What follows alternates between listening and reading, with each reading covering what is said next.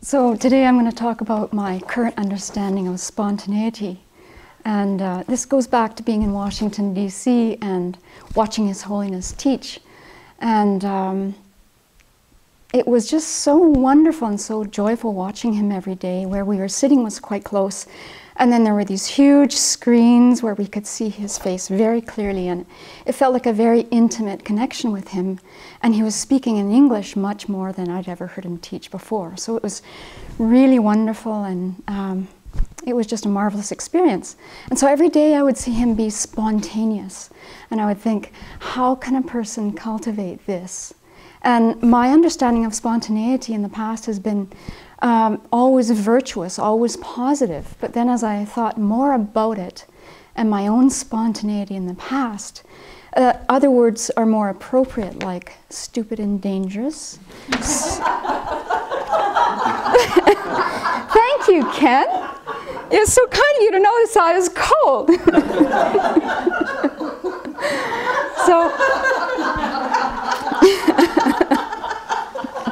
we had that planned.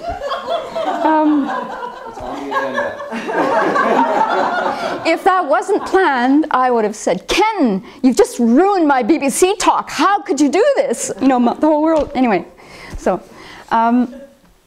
I'm just thinking of other actions that I've done in the past where I've also chided people for not being spontaneous. And what that truly meant is that they weren't doing what I wanted them to do in the very moment I wanted it from them.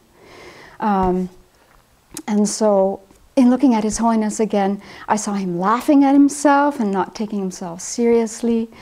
And at one point, on one of the days, somebody from the audience at the end of the teachings called out, "Your Holiness, we love you!" And he blew them a kiss. I mean, that's so wise. I mean, that's what that person needed in that moment. And then another day, I think another person shouted the same things to him at the end of the meeting, and he just bowed to them. I think they were hoping for another response. But to truly see that in his wisdom and compassion, he knows how to be with every single person in every moment. That's my aspiration. I don't really know what Buddhahood could be, because I can't imagine that state truly. But I can see it in my teachers, I can see it in Venerable Children, and I see it in His Holiness. And that gives me hope on the days when I'm being a total jerk. And that's on the days that I know it. So I thought I'd give an example of being stupid in response to trying to be spontaneous. One day in my 20s, some of my good friends said, "Hey, you want to go canoeing on a river?" And I said, "Sure." And I had no idea how to canoe, so we got into trucks with canoes. We went in onto a river that was in flood. It was runoff season. And then we hadn't done a correct head count, and there were too many people for canoes. No problem. I'll go in the canoe with 3 people. So we get into the river immediately, and immediately we're swept broadside into a log jam. And, you know, the canoe gets wedged underneath the log jam like this. And I was the first one in the canoe, and I was the first one to go underneath.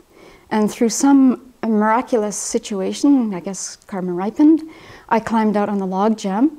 And my friends didn't drown, but I didn't know that. So here I am on the log jam, and I'm seeing the canoe submerged this far, and I don't know where my friends are. So I'm thinking they're underneath, and they're pinned, and so I go crazy.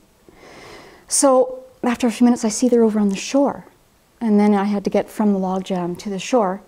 And then after a few minutes, like a torpedo, this canoe shot out of the water, and then we go and grab it, and then we get this bright idea of continuing on our journey. So one of the friends has a Mickey of rye whiskey. And again, to be spontaneous, "Here, have some of this, you'll feel better." So, you know, I had a swig, but I couldn't handle it.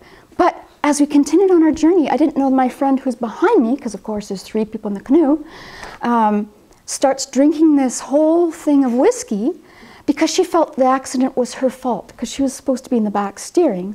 And so at some point on this journey, it starts to rain like crazy, and we have to pull over. In our canoe, of course, we can't steer because there's 3 people in a canoe. And we look around, and here's this person completely drunk in the back of the canoe. And so we've got this drunk person that we have to then get, you know, it's another 5 hours getting to our destination. And by this time, my mom is crazy. And we had to lie about what happened, and we had to hide the drunk person in the car.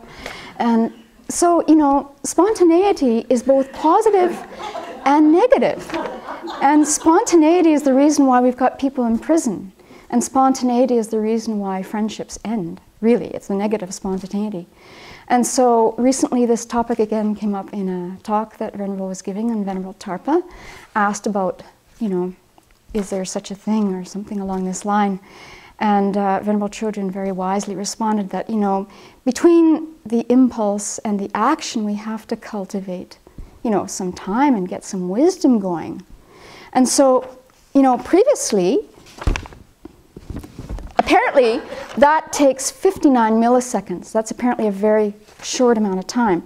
That has been my reaction time to things. You know, somebody says something that I don't like, they're a jerk.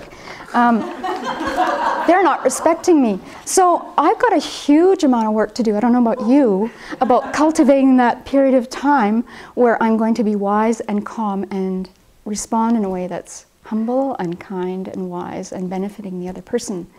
I'm not there yet, so please help me get there.